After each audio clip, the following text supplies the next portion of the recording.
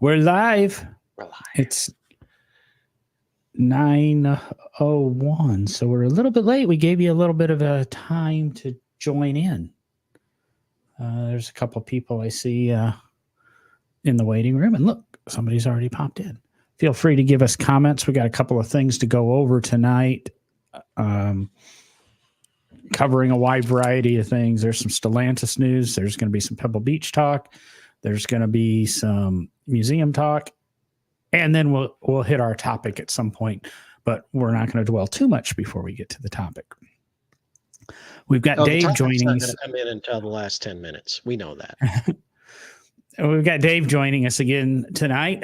We had some pretty good feedback on him, and him and Derek seem to banter very well as they've known each other for decades. But Dave, you abandoned us last week because you went and I think you went to California. Is that right? I did. I was out there having fun in the California sun, but it wasn't warm actually. It was, you know how Mark Twain said something like the coldest winter of my life was a summer spent in San Francisco. It's like Monterey is always way cool because it's drawing like air off the ocean through those cliffs. And so you've got this constant sea breeze. And so I dressed like it was autumn. It was nice. But yeah, they had a little thing called Car Week going on out there. And we flew out last Tuesday and scoped out a bunch of the auctions so we could see what was selling and eventually find out how it was all selling. And we sent one of our guys to the Quail. I didn't draw that straw, so I wasn't there. Got to see the Pebble Tour up close, which is always a treat because seeing the cars moving around on a road is, their natural environment. It's great to see that and hear them all run and smell them. You get close enough. And then we were embedded with a 1934 Packard 12 that made its post-restoration debut on the show field there that we're going to be featuring in our February issue of Hemmings Classic Car. And then I'm doing a little preview article in January about the first owner, who was this really cool explorer whose parents they were gold wealth from San Rafael, California. And her parents and older brothers both died within a short time period of one another. So she found herself very wealthy and interested in exploring the world. So she bought this rugged Packard and had driving adventures with it and went on. What was it? What was the year and model on that again?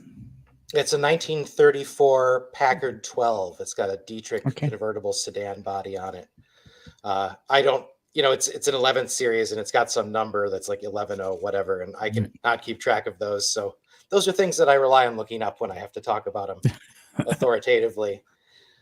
So we were embedded with the team that was working on that. They actually had 3 cars out there. It was amazing to watch them work and to go through the whole behind the scenes element of taking a car from the restoration point to getting it out on the show field at Pebble Beach on Sunday in the pitch black and hoping everything works out and hoping that the judges are pleased and everything. And the car ended up winning 2 different awards.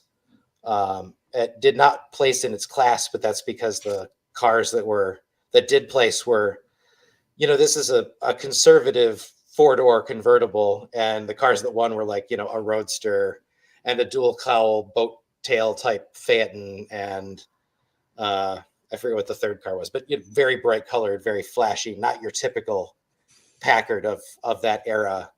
So, and it's a Concours of elegance. It's not a Concours of historic significance. So it works out that way. But yeah, it was good. It was a very interesting, different vibe from previous years.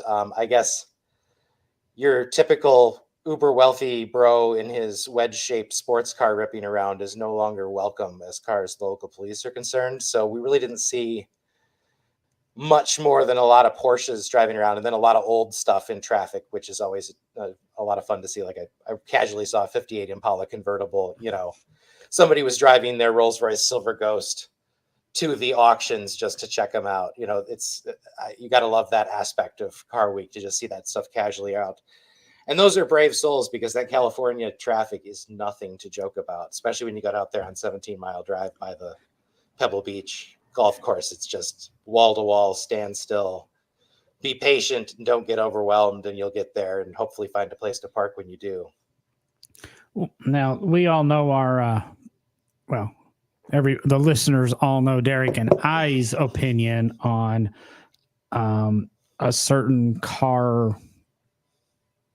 related company, but I'm going to thank them because their video inspired me, because I saw their video of the Wedge cars actually doing their tour.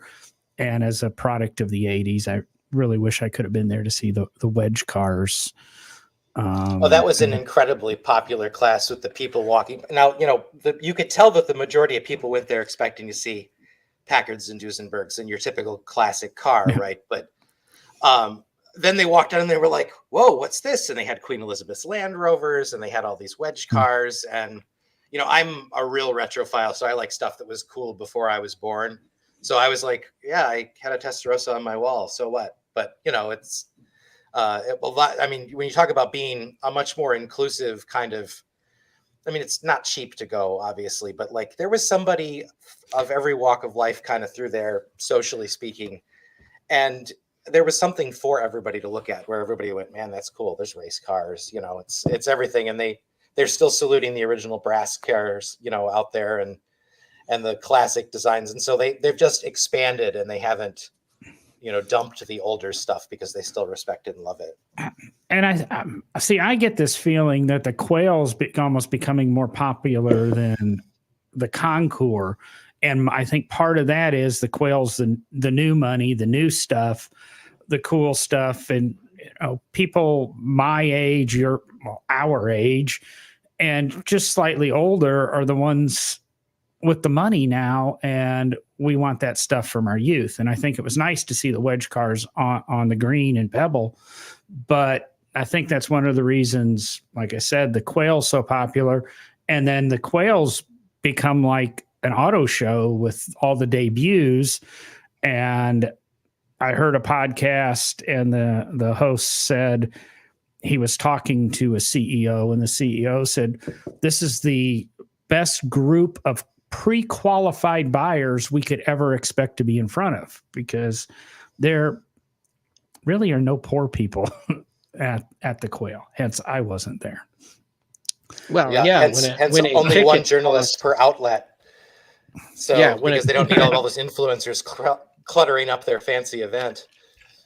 Yeah, I believe I heard a ticket to the Quail this year was $2,500. So I don't believe too many unwealthy folks are attending the show. I heard on the resale market they were over 5 figures. So it's in that case, better start looking for a better invite. I was there a couple of years ago, and the coolest thing I saw were a couple of icon relic builds. One was a 49 Mercury with a Tesla drivetrain, and I was like, if every Tesla looked like that, I probably could not care about Elmo's antics very much, but thankfully they don't. And then the other one was a Hudson Commodore, the step down style, and it had an LS swap, but otherwise looked like a stocker, just with wider wheels and tires, and it was pretty slick. And I think Derek popped a question on our text earlier this week about the preservation class or something. Or am I? Yeah, because the best of show winner came from the preservation class. A question or it's about damn time comment, because yes, fantastic news out of Pebble Beach is that the Bugatti from the preservation class, it was a 1934, I pulled it up here so I would not get it wrong, 1934 Bugatti Type 59 preservation class car won best in show. And fantastic news. I think it's fantastic. Actually, turns out that I actually know the conservator from Germany who worked on the paint on the vehicle. So kudos to her for her work on that vehicle. And I think it's fantastic. The car's got a great history. The preservation of the vehicle is fantastic, the way they approached it. And, I guess it's exciting for me because I've spent the last 20 years of my career dealing with this, learning historic vehicle conservation, conserving some fairly significant vehicles. Currently in the middle of conserving a fairly significant vehicle for the Lane Motor Museum where I work. And of course, with launching my side work, my side hustle, my side business, whatever you want to call it, DMOR Preservation, hopefully we'll be doing more of those kind of jobs for collectors and museums out there.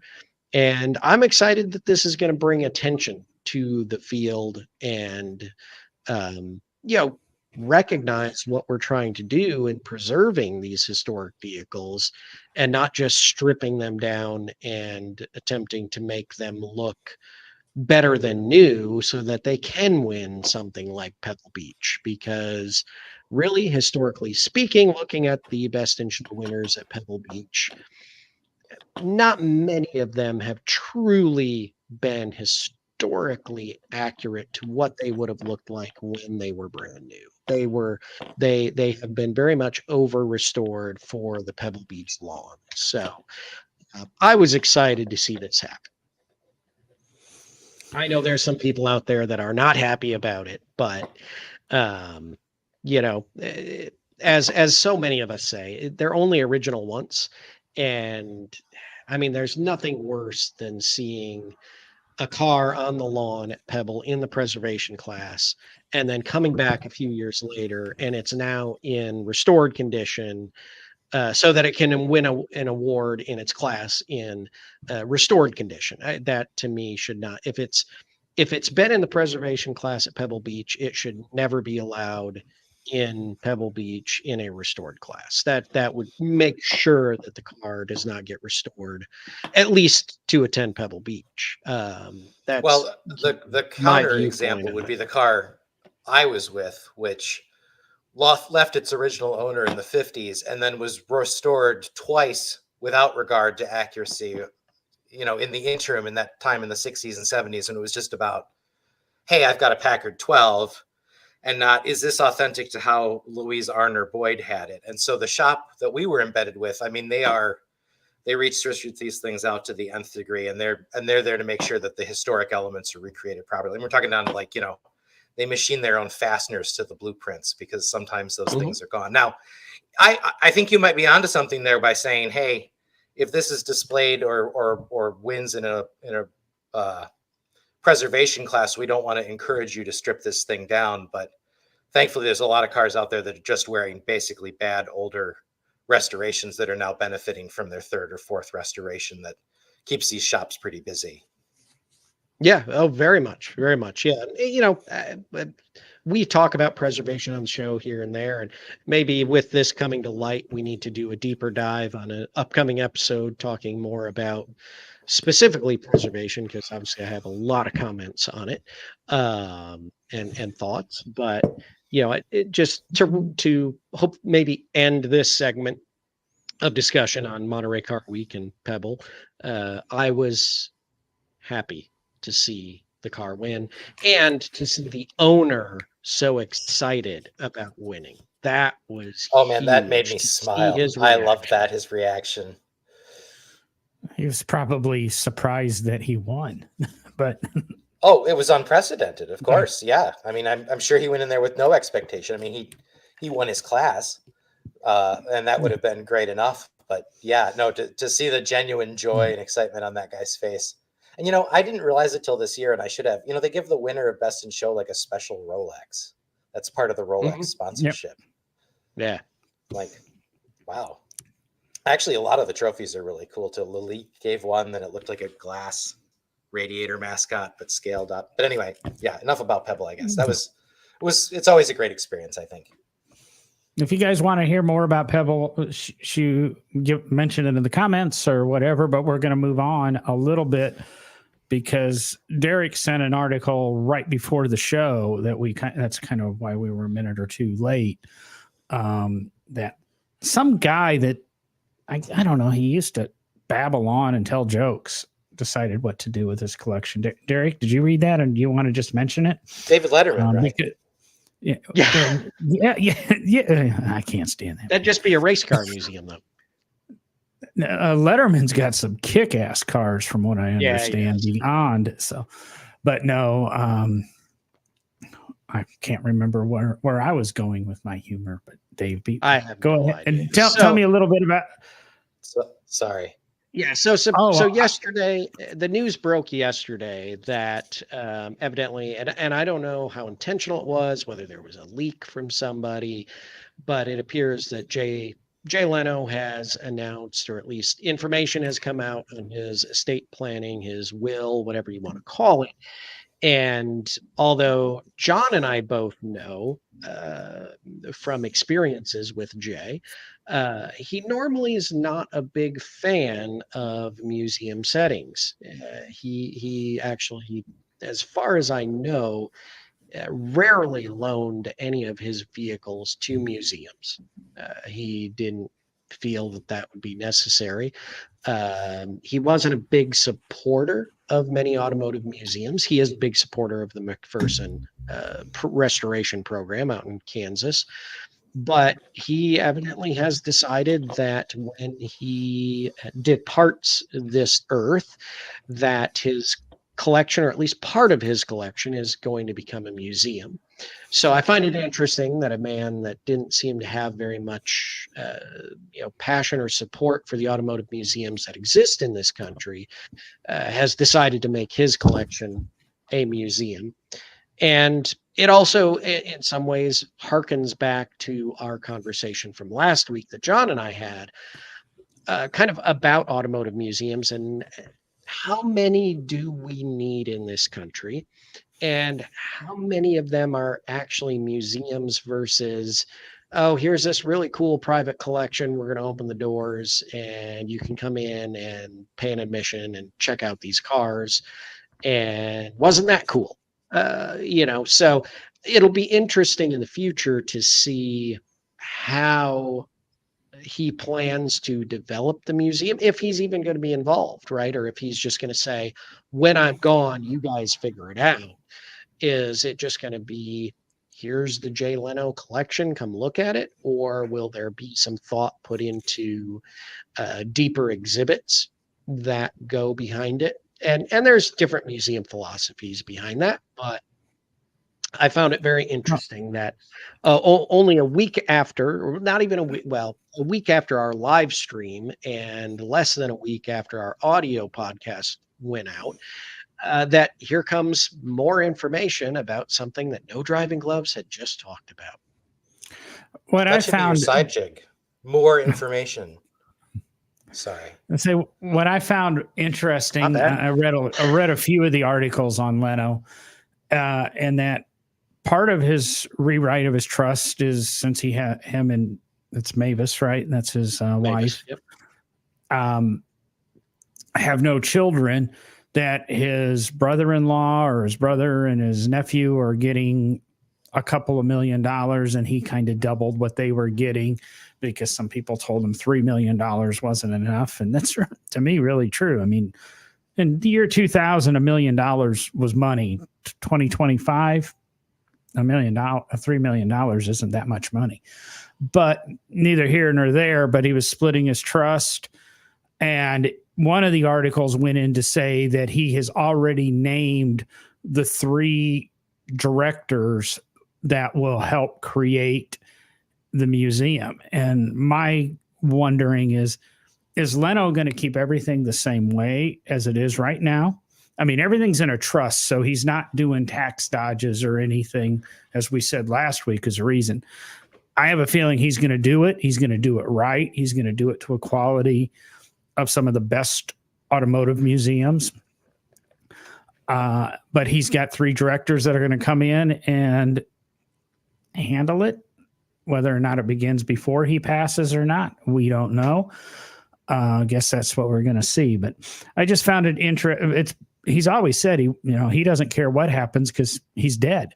Well, he obviously had some plans somewhere, and whether or not these plans have been in place for a long time and they just happened to leak or however. But again, he's had a lot of changes in his life, realizing he's mortal with a couple of serious injuries he had a year or 2 ago, with his wife succumbing to dementia and him having to go to conservatorship. He's really, I think, looking towards the end and making sure what he's put together, which most people will say is a phenomenal collection, can live on and tell stories, because God only knows what Jay's got besides the cars. His library has got to be immense with car information, and that's some of the fun stuff. I've heard an interview with Seinfeld where he was talking about, his Porsche collection's impressive, but his literature collection, I think, is probably 10 times better than the Porsche collection. So we'll see what goes on, but I thought it was kind of interesting how that hit. I'm just sitting over here wondering, how long did Bill Harrah's collection survive him? I mean, I know part of it's still intact, but like the full as it was piece. And for that matter, why did they downsize it? Do we know? Maybe you guys discussed that last week. It did not. I don't remember. I'd have to look up exactly what year he died. I believe it was the early to mid 60s. And then the first auctions were in the late 60s into the 70s. And actually, a big part of that was the family. I don't remember how much Bill left in his will and construction wise, but the family elected to as well sell a portion of the vehicles to help fund the creation of the museum. So it was okay. These cars will stay. They will become a museum.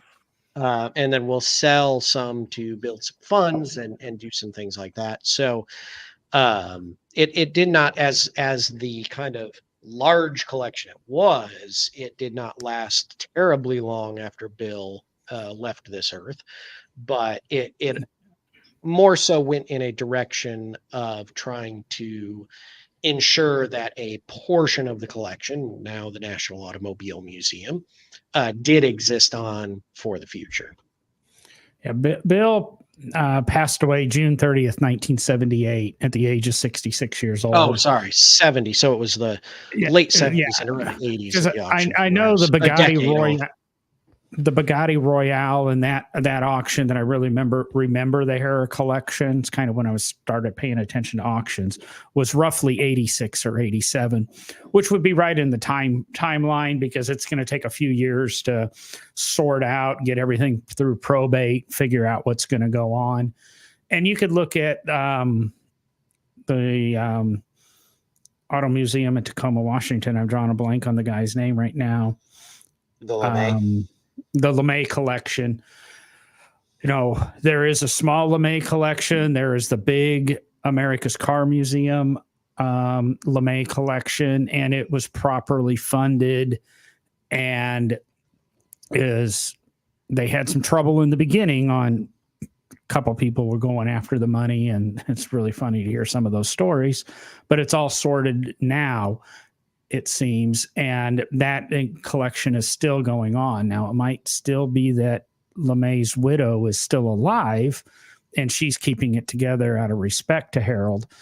But the family is. I mean, even the grandson Eric, who I know well, they keep that. And Marymount, the family collection, is still a larger collection than America's Car Museum. Yeah. If you have not been to Marymount, you need to go, because it is insane.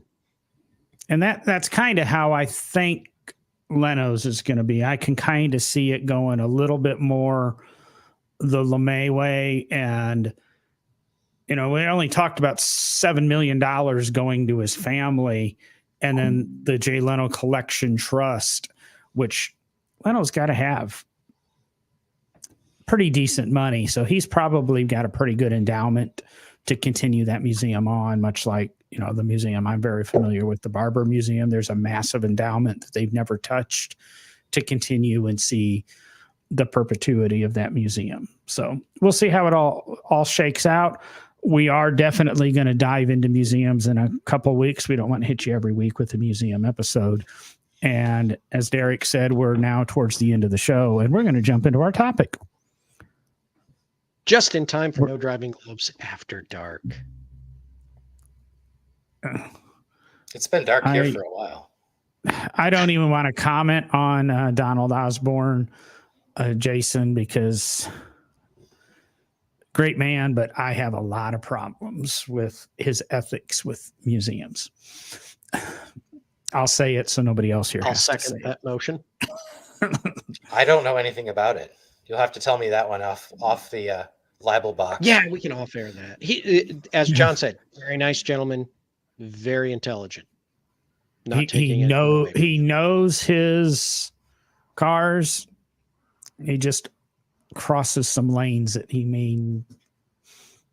some museum people would object to. He's a snappy dresser. I know that. I saw him at Pebble a couple times.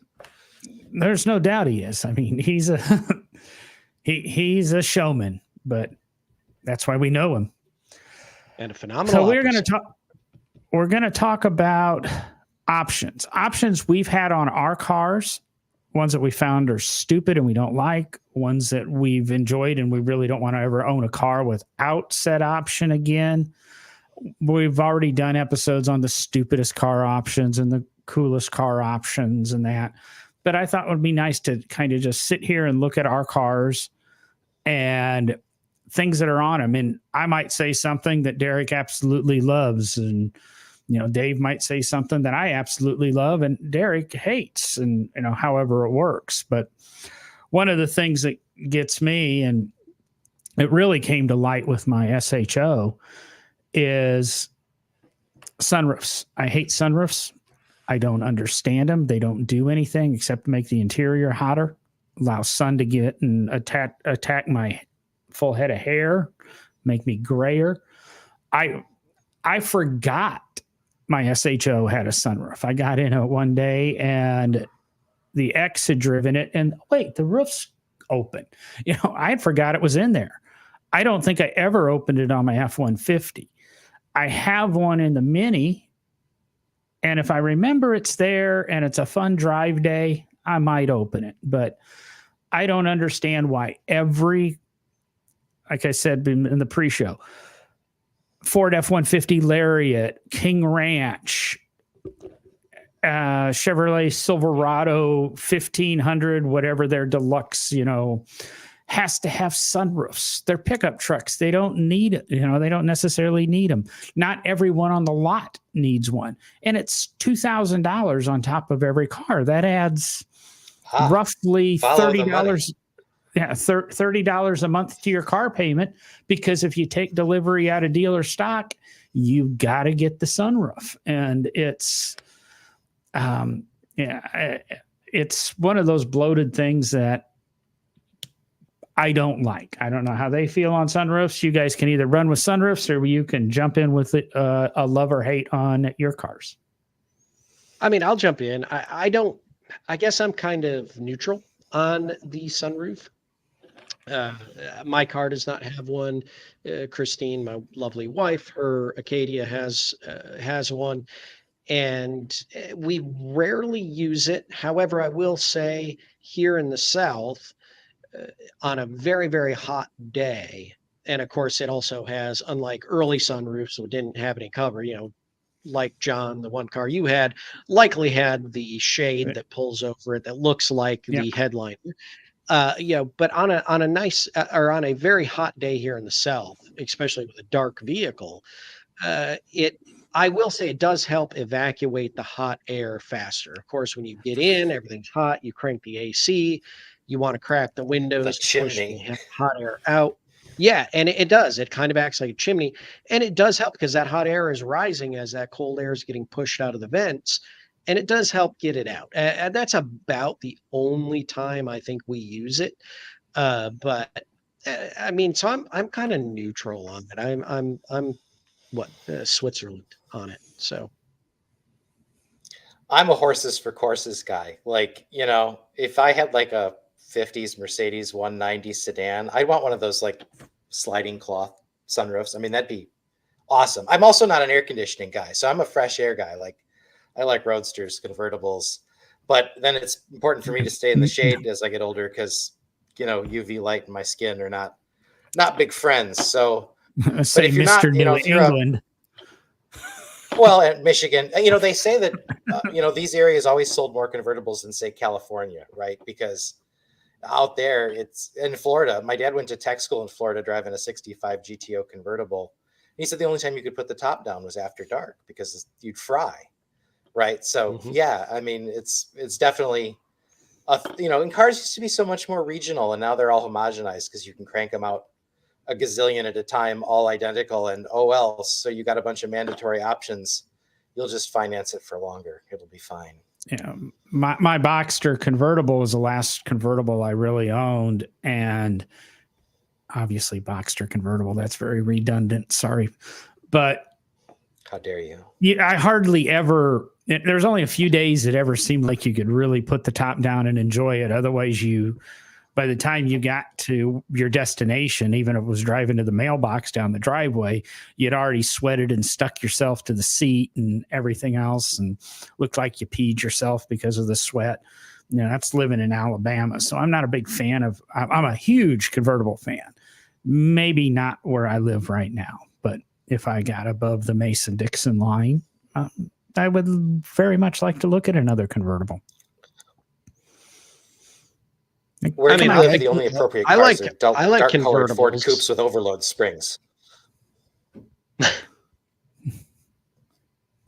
I mean, I like convertibles, but that's just because the cars I like pretty much only came as convertibles when they actually came out. So, they don't convert; they just have attached shelter. Yeah, yeah, and it usually took two people to put them down or up. So, you're like a first generation Viper with your pop clip-in windows and no door locks and outside door handles and windows. That's what are positively those? Late model for Derek. Yeah, windshield. What's that for Derek? Yeah, what's a windshield?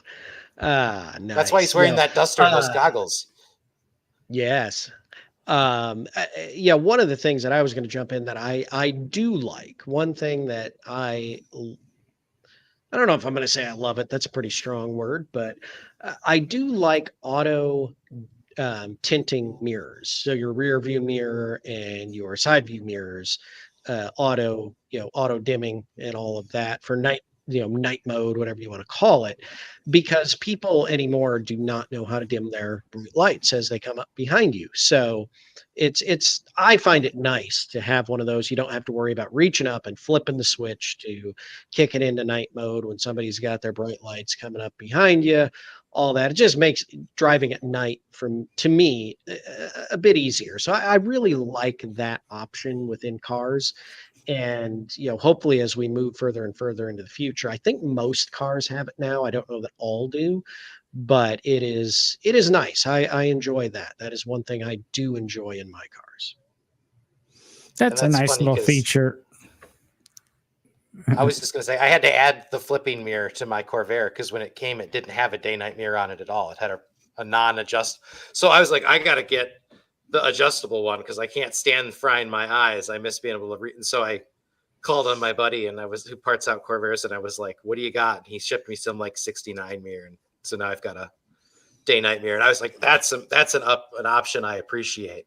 I didn't even think about that. And now they've got tinting side mirrors. Isn't the 21st century grand? Well, pretty soon we won't have side mirrors. Yeah, we'll just be riding in slot cars. Jason, I'm sure it's a pro, but clarify, are you pro or con on the heated steering wheel? Because that's something you never knew you needed until you had it. It's kind of like heated seats. You never wanted heated seats until you had heated seats. And now, hey, surprise, my ex-wife won't buy a car without a heated steering wheel or heated seats. The heated seats part, they're okay. I don't mind them. But my Centennial Edition Silverado had the heated and cooled seats. And let me tell ventilated you, seats, really like the ventilated cooling seats. That is nice. I like those. Yeah, my F-150 had ventilated heated and cooling seats. I hate heated seats that are like, well, the Minis got them. You turn them on and it's like sitting on a hot plate. I like the ventilated where it blows the warm air or the cool air and takes care of you that way. It's kind of spoiled, but it's not one that I have to have on a car. So we'll get into a little bit more of that when it's my turn to talk. I tend to look at all of that stuff as more things to go wrong. But if you're the typical, I'm just grinding through these leases, I guess let them march it. Ford's got a better idea every 6 months. That's how the future is. So I guess I'm sure it's great when your palms get achy, you can drive with it. But I don't know. I guess I would put heated seats in the Corvair if I was going to upgrade to an alternator, because I do like that. And the hot air heater in the Corvair is, well, toast now and never had a great reputation for efficiency. But if I can say a pro, sorry. I was going to say, Neil seems to agree with you in the comments. So about your ventilated seats. Yeah, there's no quality anymore in luxury goods. It's just more options is kind of how I feel. Yeah. Like you got the toaster and like this one has 2 slices and this one has 8 and 6 settings. They're both going to last 18 months, but this one's more because it's got more options, not because it's going to actually be a toaster you can buy for life. But see, if you get a fancy Japanese toaster oven like my wonderful wife does, it steams the toast while it's toasting, so it's nice and crispy on the outside and stays moist on the inside. I'm not joking. Sounds like the best 18 months. We're not talking about cars here, but it is kind of ridiculous. Well, appliances are appliances, right? I mean, that's kind of how I feel about newer stuff. Now, you want to talk older cars? An option that I add to every older car I have is an aux jack, because I don't like replacing old radios. I just want to be able to play whatever I want through that sweet old tube amp and hear it come up through the dash speaker. And I don't care if it's the Beach Boys or the Beastie Boys. It's just a better experience driving along and listening to that through your original AM radio. So the aux jack where you plug your Bluetooth adapter so that you can get your phone. You got to stack all that stuff now. Yeah. But what a fantastic exhibit for somewhere like the Rock and Roll Hall of Fame or something like that, from Beach Boys to Beastie Boys. That could be interesting. I'm just throwing that out there. So that comes from a conversation I had in middle school when somebody was like, what music do you listen to? And I was like, I like the Beach Boys. And he's like, the Beastie Boys? And I was like, I don't know who that is. And he's like, who are the Beach Boys? So yeah, it's a recurring theme in my life. Well, Phil threw out, he's very pro CarPlay.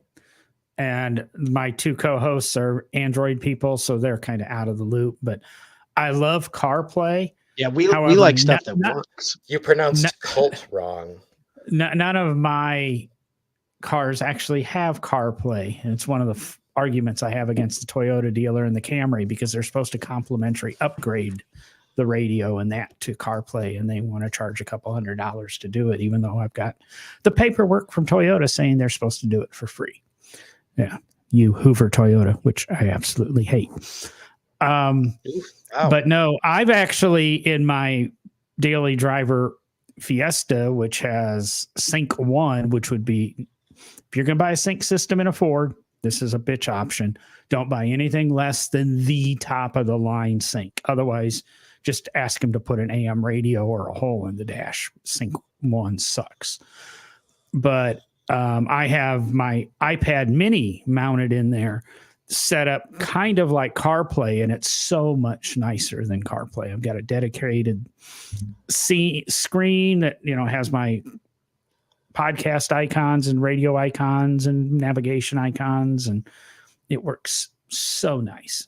Blows any of the CarPlay systems I had away. I want to jump in because Philemont Auto Show, not sure who that is, but it's Philemont Auto Show. Thanks for joining us. Has a comment, which is actually one of the things on my list. As most new cars option auto dimming headlights, helpful when done well.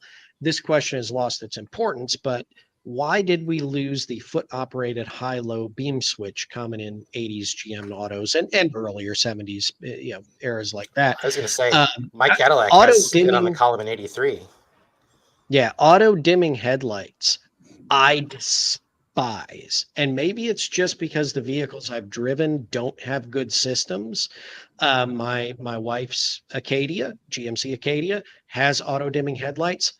I turn it off. She runs with it all the time. I turn it off because it does not activate quick enough for me, and it drives me absolutely nuts when I'm driving, because I'm the courteous driver that I like to, when I see the other headlights, I dim within what I feel a reasonable distance.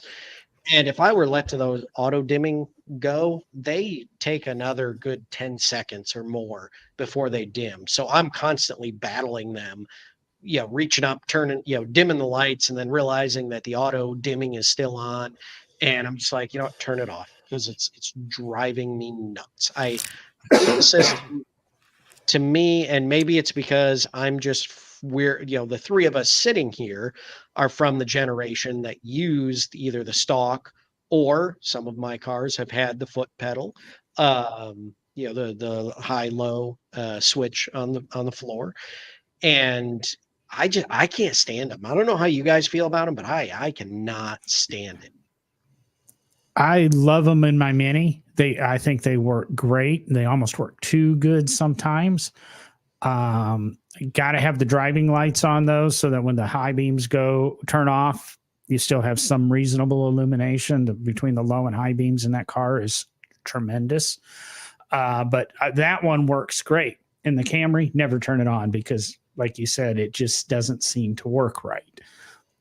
So I'm perfectly happy if I'm using them in the Mini, but if anybody else out there is using them, you need to take care of it yourself. Especially that's what Teslas. I was about to say. Like Teslas the fact have that the these worst bad price. systems even exist. I hate being the guy that comes up over the hill and you're relying on your auto dimmers, and then I get my eyeballs fried in the split second that it takes you to pick up my sealed beams. Like the more we automate stuff, the worse everybody gets as a driver, and I hate it. Yeah. Oh, yeah. And that's the thing. Like I think we've said this on the show a couple times, but I don't call it driving anymore. What most people are doing, because you're not driving a car. You're maybe assisting it down the road, but there are very few people that actually drive a car anymore, because the car is a computer that handles everything for you. So it's disappointing, and I think we would have better drivers if we didn't have all these stupid aids and all these stupid auto dimming headlights and everything else. I love somebody in here, I just read it, jumped in about parking sensors. Neil, parking sensors are also obnoxious. I always think whenever I'm in one of the cars that have the detectors, and especially the ones that beep at you, I apologize to whatever comedian this was, because I don't remember who it was. But years ago, I remember watching a stand up on probably Comedy Central or something, and the guy was talking about cars and backup sensors. He's like, for the love of God, if I wanted my wife with me all the time, I'd just take her with me, because every time I put it in reverse, I start backing up. All it does is go whoa, whoa, whoa, whoa, whoa, whoa, whoa, whoa, whoa. And it's like, it gets annoying. It's interesting, both the question about the headlights turning with the car and just bringing up auto dimmers. I mean, both of those are technologies that go quite a ways back. I mean, GM and the Audtronic Eye in the 50s, which they had to discontinue because it was when they introduced retroreflective road signs, it would confuse them. And then now the computer can make out the difference. And then, I mean, driving lights turn with the front steering gear go back at least to the 20s. Derek, you probably know better. Do they go back earlier than that? I was going to say that which company did the headlights that turned with the car? Which decade? Because Pilot Rays back in the 20s were connected to the steering arm and would turn with the front wheels. And then, of course, famously Preston Tucker made the center headlight, the third headlight in the center of the hood, turn with the wheels using a similar kind of system that was connected to the actual steering box and everything. And I want to say the most modern version, the version we would think of now, where it's actually integrated into the headlights. Gosh, Europe's that been was, doing that longer than it's been legal here. I was going to say, I think Citroen was the first to introduce it in like the 70s over there with a more modern system, right? And then I think BMW did it fairly early as well. And now, I mean, there's a lot of cars that do it. A lot of it's tied into the GPS also, where it's not even where your steering wheel is. It's just the GPS works it. And of course, we did an episode or talked about it in an episode probably a year and a half, 2 years ago, that we finally in this country have approved the multi-LED headlamp bulbs that actually the little LEDs are all aimed different directions. And you can have them on this super bright level. And then as it sees oncoming traffic, it dims certain bulbs to, depending on the distance of oncoming traffic, and that to not blind the other driver, but still give you a good path. And when you're approaching corners, it changes intensity.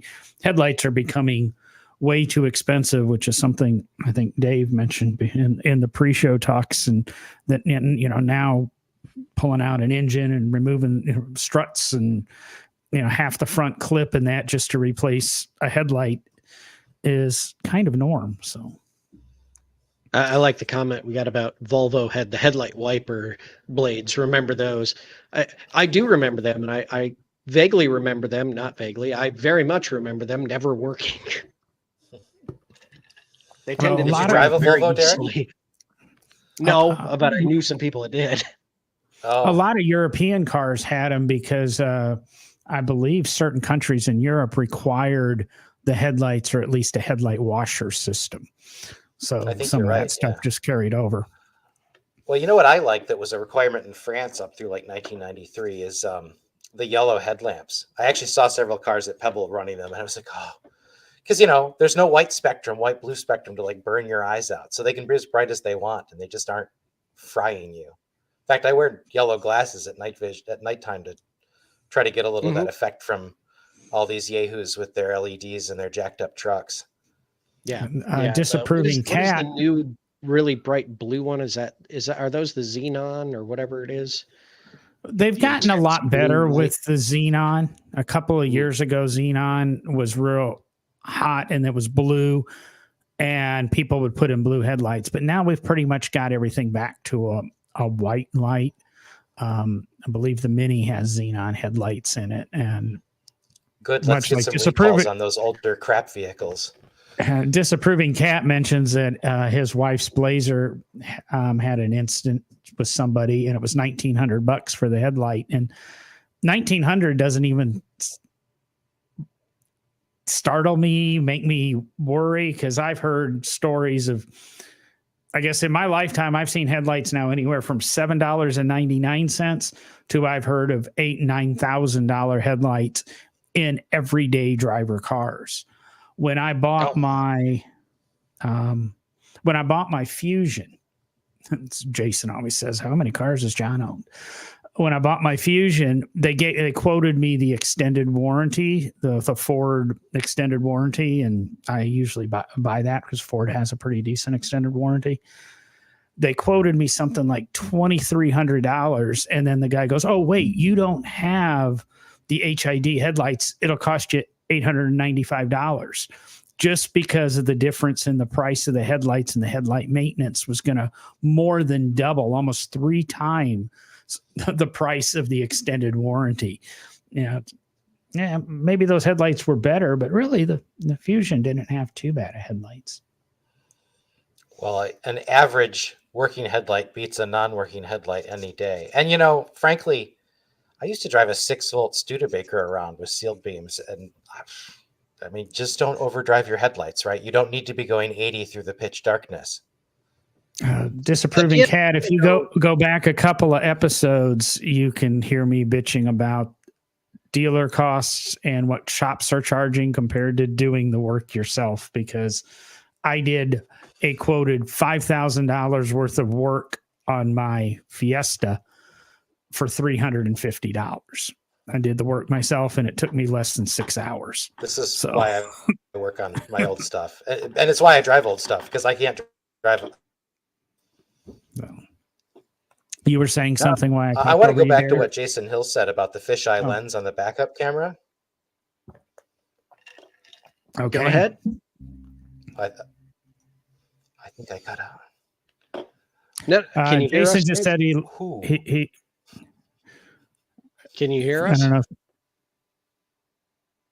I think I we can hear might you. have lost it. Oh, okay. There, you did glitch for a minute, but if you want to talk about the fisheye lens, shoot. Oh, well, I just, it reminds me of the feature I wish I had on my Corvair, which is a passenger side outside mirror. But even the reproductions don't have the convex mirror that we're all used to now that gives you that wider view for passing. And, it says objects in mirror closer than they appear. So, that's one of my favorite features that I never really knew that I would miss until I didn't have it. Yeah, I don't know if I could drive without an outside mirror because I actually use my mirrors. I do have backup cameras, but I actually use my mirrors. Yeah. It used to be a requirement to get through driver's training. What's that? Driver's training? What? Is Yeah. that's The- something that The you thing said that you everybody finished probably with? ought to have to go through every 15 years. Oh, okay. Okay. No, what I was going to say totally- earlier, Dave, Dave mentioned don't overdrive your headlights. Again, one of the reasons I drive the early cars I drive, it's impossible to outdrive my headlights. Even until the on some of the breeze cars blows out. There's that a settling. use I was going to say, yeah, are once, these once the breeze kerosene, blows the flame out, acetylene? we're screwed. Yeah. I saw a really cool Packard that had self-lighting acetylene headlamps. They fired off the magneto, Yes. and it had Yes, an they fire accessory magneto. starter that clamped where the hand crank had been. It was a 1912. It was Yes. neat. Yep. Oh, I can't remember. There was a very famous brand of those. I can't remember it right now. But interesting that you go back to the self-lighting acetylene headlights. Those tended to be the most common ones to explode because people would forget they turned the gas on and they'd wait way too long to flip the lights on or flip the starter. And if they hadn't opened the lens, the doors, all the gas was built up in the body of the light and you spark and it makes a nice kaboom out of your headlight. You have a flaming chariot then. Yes. That's amazing. Yeah. What was I just read something about a BMW recall on that? It's not a flame. It's not an explosion. It's a thermal incident. That's how BMW phrased it in their recall Yes. notice. Yes.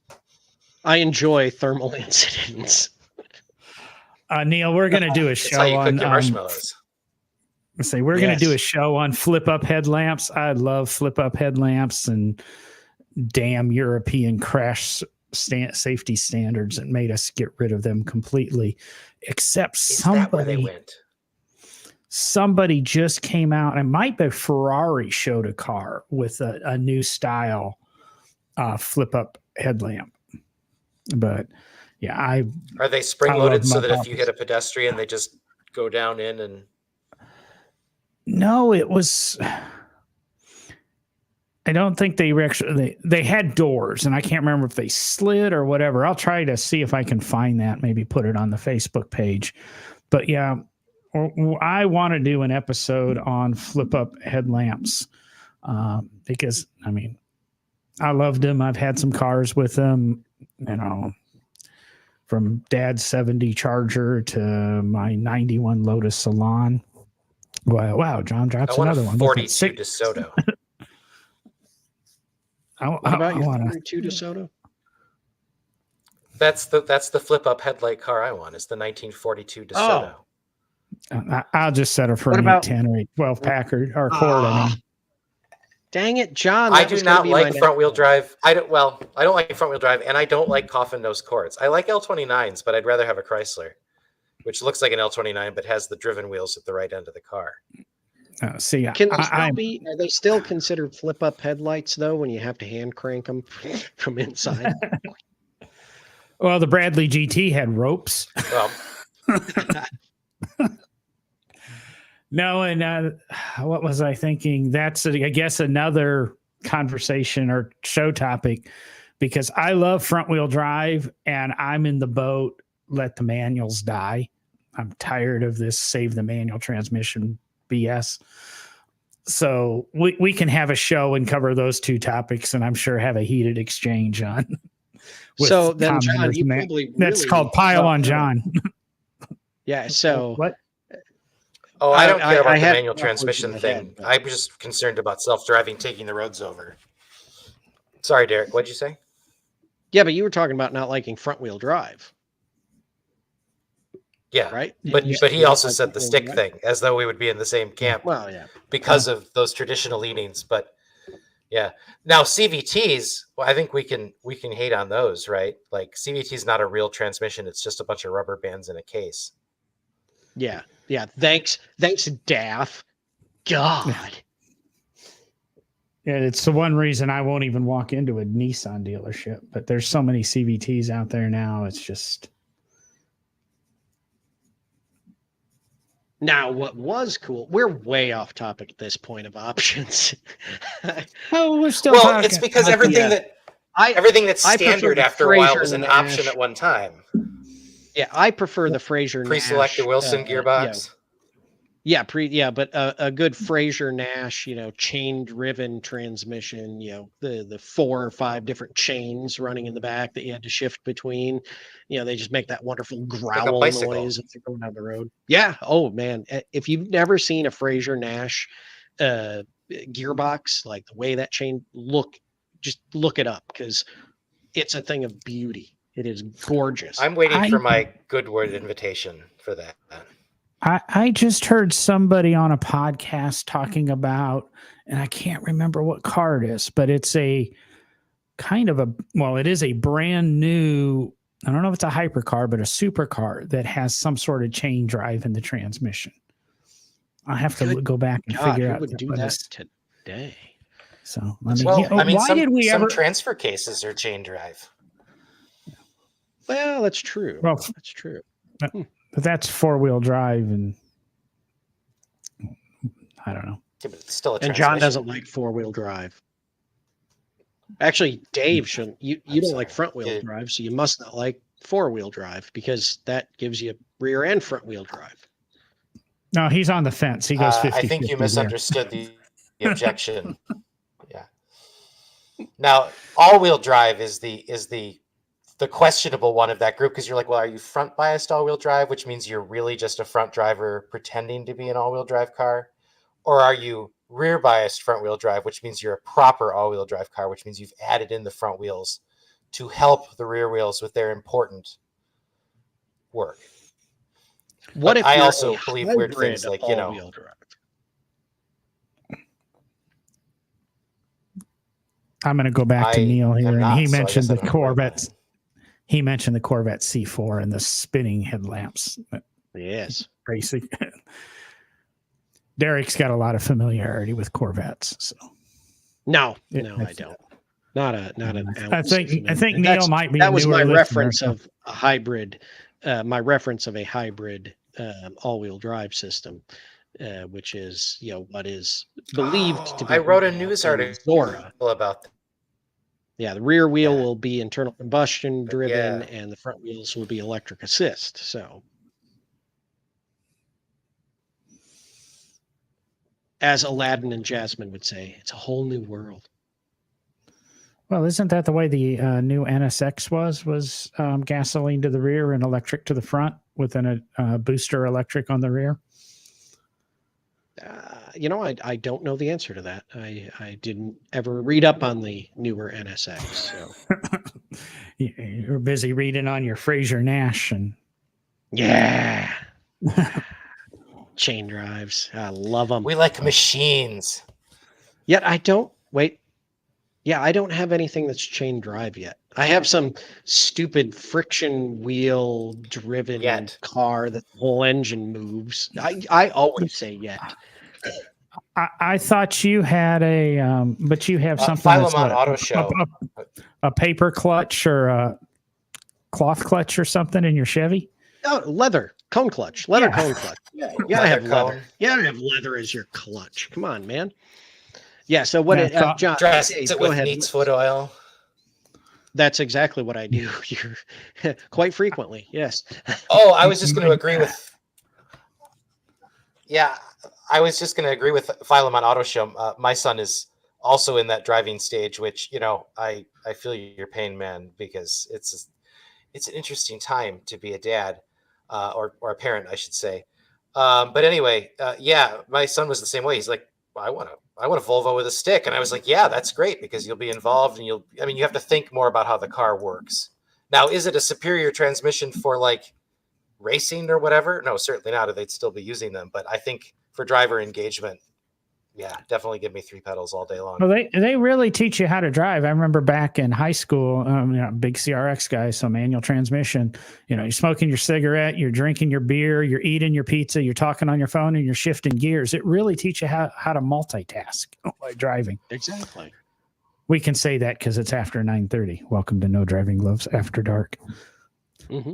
Oh, Derek. So here's my question for Derek. How do you feel about automatic spark advance? Is it a passing fancy, or was it a good step up? I think you made John. Because I'm kind of a fan, but I also think like the tech peak was 1940. I mean, the problem is, see, Packard ruined it for everyone because they came out with the automatically adjusting timer, right? They did an actual a centrifugal weight, essentially, that as the engine spun faster, the weight controlled the spark advance. So they had it all timed to the RPMs of the engine. Packard ruined it. They put the freaking automatic, advanced retard on the car in 1903 and ruined everything since. And those weights and springs, they just don't do as good a job as Carter did. I want the trusted hands of my chauffeur on the spark lever. Exactly. I don't want some or myself. hidden I prefer device myself to be doing that. The problem is when you TVs. go from a Model T to a Chevy 490, because they reverse. Model T, of course, has it one way. Well, Chevy can't do that, so they put them on the opposite side. So you go to do something and you flip the wrong lever if you're just driving a Model T or vice versa. And things can get a little interesting for a moment. Disapproving Harley and cat. Amy were wait, that way. wait, They had the stop, clutch and the stop. brake on opposite sides. Yeah, stop, because Disapproving Cat said, let's go back to Model T manuals. There's That's a what I was major gonna comment. major problem with that statement. Model T transmissions were not manuals. They were manually operated automatic transmissions. That's all they were. Instead of fluid, actually changing the bands. I and think I making the gears disagree. work, a pedal. Now it is not a manual. You're not actually moving gears. It's planetary. It's a planetary system. And all Okay, you're but let's doing talk is about the tightening definition of bands. automatic and manual. Because you are manually controlling those bands, they're not shifting themselves automatically. It's like, is the Oldsmobile safety transmission an automatic, or a manual, or a semi-automatic? Well, then I think automatic. you're right then- in the then- sense that then it's an not a sliding automatic gear is transmission. then but there it's is still no true manually automatic controlled. transmission. Then there is no true automatic transmission because I have to put it in drive. I have to put it in reverse. I have to shift between gears. No, you don't. Everything built since I can't get. I don't know. I cannot get 1940 in my shifts Chevrolet itself Malibu. between gears. I can. You have I to cannot put it get in my gear, Malibu, but you have to start the car too. I mean, we're talking about. but I have to shift. But I have to shift between. Once you drive put and it in reverse. drive, it doesn't shift up through 4 gears automatically. It depends on how it's feeling that day. I mean, you can die on this hill, but I think you look a little silly. If I have to hold it in low then I'm doing that manually. You don't have to do that. Your car starts out in low and shifts its way up, even though you put it in its top gear using this gear selector. It is So remarkably like Hollywood Squares because I'm I hilarious. put it in the top. I put it in the top gear, but it starts in the low gear. You've seen James Mays doing a lot of interviews since we're talking about Top Gear, right? What, you don't want us to keep going on this? Well, we are kind of at our stopping point, and since we don't have Chuck Woolery or Dick Clark here to manage the game show, we've become, as Jason comments. But let's see here. At Dave, my son also wants a Volvo manual, loves the 850R. Swap or European market, and later V70R models.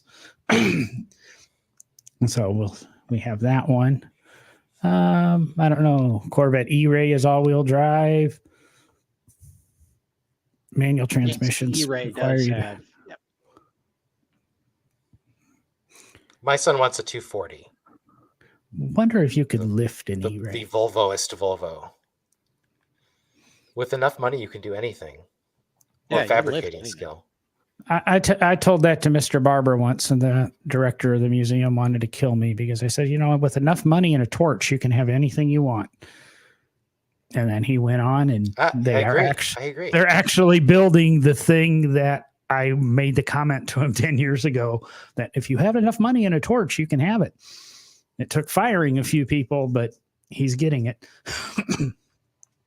So the Volvoless Volvo, would that be Paul Newman's?